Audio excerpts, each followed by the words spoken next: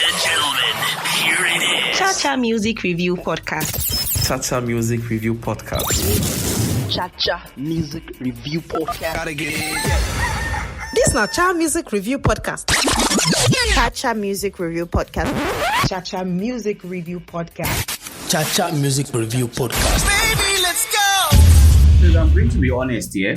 When this album came out, I thought I was going to avoid it. I didn't want to do a review because for the first time I listened to the album, I didn't honestly connect with the album. And the last project from Simi that I didn't connect with like that was Almost Champagne. So as I listened to this album for the first time and the thing no enter, I just drop on one side, say, make I keep.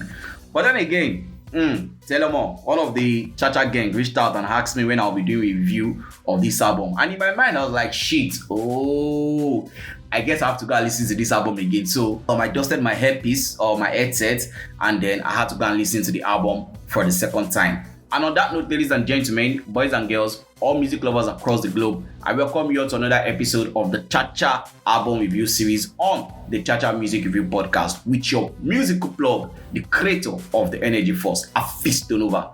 The album that I'll be talking about today is titled Lost and Found, and it was released on the 5th of July.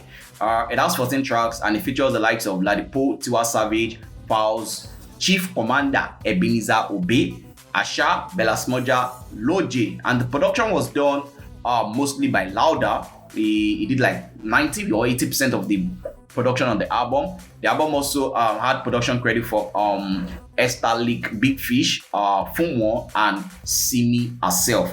Now, once again, let me say thank you to Telemoh, because without you, I would have gone back to listen to this album and I would have, discover how beautiful the album sounds, to be honest. First of all, the production on this album was on point. This is not the usual smooth vocal R&B Simi that we had on like maybe Simi Solar or that we had on what's the name of that album, to be honest, right? This is more of an Afrobeat inspired album, and we have London to thank for that. Like I said, it produced 90% of the songs on the album. Simi too also produced a couple of songs. She produced the first track, which is titled Lost and Found. She also produced the song that she featured on Tiwa Savage, which is Men Are Crazy, which is also one of the songs that dropped as a single off the album. I think that was the only song that dropped as a single of the album, right? Yes, I think so. And then she also produced a song titled Borrow Me Your Baby, which also feature Falz, which is a very good collaboration, because it's been a while we've had Falz and Simi do a collaboration. So it's nice to see the both of them reuniting on a joint. That was very good.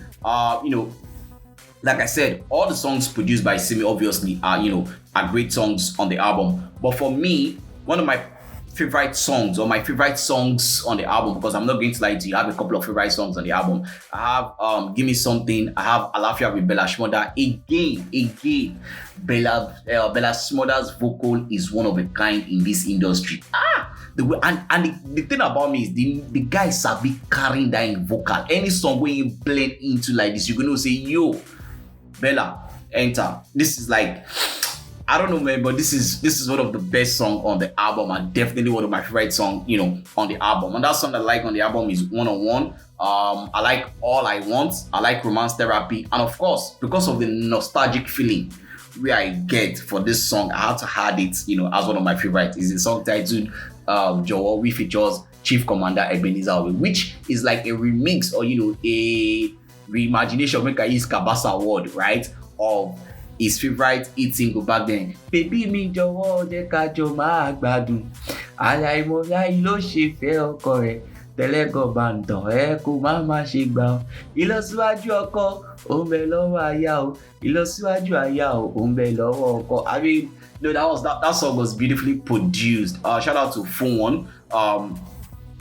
That was the person that produced that song. That again, like I said, because of the nostalgic feeling. If you were born in the 80s, 90s, or even the early 2000s, right? You know this song, that I'm talking about. I'm sure our parents will know the song that I'm talking about. So Simi did a repackage or a remixed, and it's beautiful. Now, one song that I didn't really enjoy, nobody say the song bad, but I don't just enjoy the song the way I feel say I will enjoy it. Maybe because in my head, I've always imagined, what is an Asha and Simi collaboration going to be like? Oh my God, this and that. So maybe because of that imagination, what I don't get for Ed, when I can finally hear the song where they do together, which is tied to Messiah, I don't know, I don't just eats me.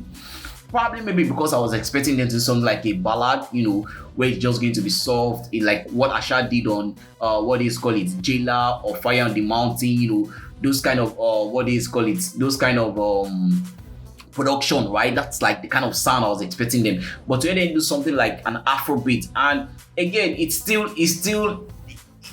Asha I still never really connect with the Afrobeat part of Asha. I still never really connect with them. So hearing both of them do this song just feels like, man, I don't know, man. If I'm to rate this song, individually, I'll probably give it a song like a 6/10. Like I said, it's not like it's a bad song, yeah.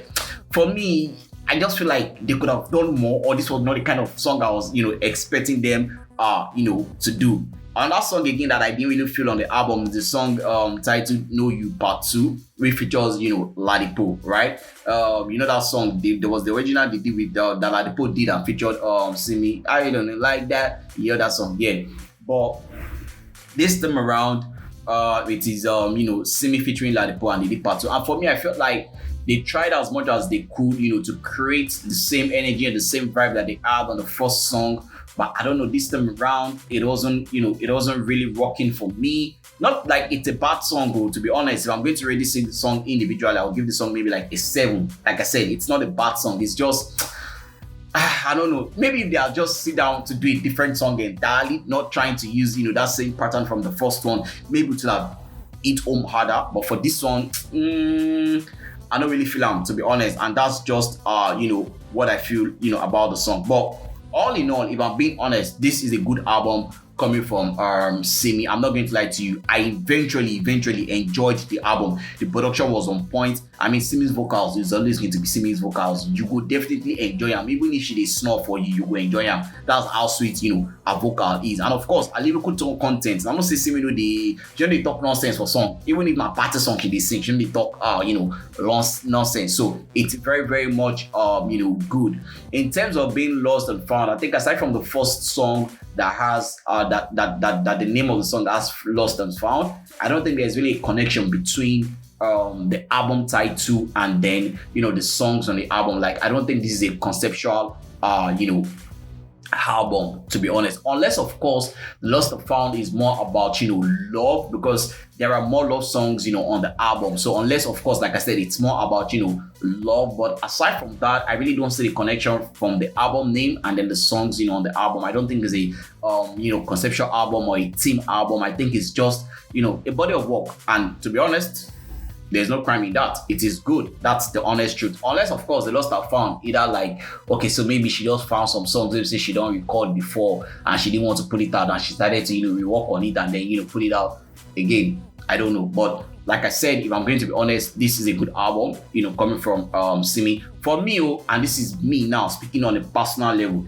I won't say it's like, our best album so far, no, but I'll say it is one of the best. Maybe I'll put it at my number 3. Obviously, Simsola is going to be my number 1. I mean, because of the way it was, the time it came out, and after that, and obviously number 2 is going to be honest, and then this is going to be my number 3 if I'm to rank my favorite album of Simi. But again, like I've said, this is not a bad album. Shout out to Simi and shout out to Loudaaa. Loudaaa really came through on the production of this album. He did a very, very decent job. Shout out to you. And yes, go listen to the album and tell me what you think about the album in the comment section. If you've not listened to the album, listen to the album and then let me know what you think about it. If you've listened to the album, let me know. Am I capping? Is it the best Simi's project ever? Can it even stand as one of the best projects released in Nigeria so far this year? I don't know. Let me know your thoughts. But for me, that's all I'm going to say about the album. Till I come your way with another episode of the Cha album review series on the Cha Music Review Podcast, remember that my name will always remain Hafeestonova, your musical blog, the creator of the Energy Force. Remember, if the pressure is getting worse, please take a break and take care of your mental health. It is very, very important. Peace out. Yeah. One time, two time for the Cha Geng. Give me the Cha Geng. Rockin' with the best, the Cha Geng. Give me the Cha Geng. Alaye la wa Cha Geng. Give me the Cha Geng. Wati my body, Cha Geng. Give me the Cha Geng. Cha Geng. What's in my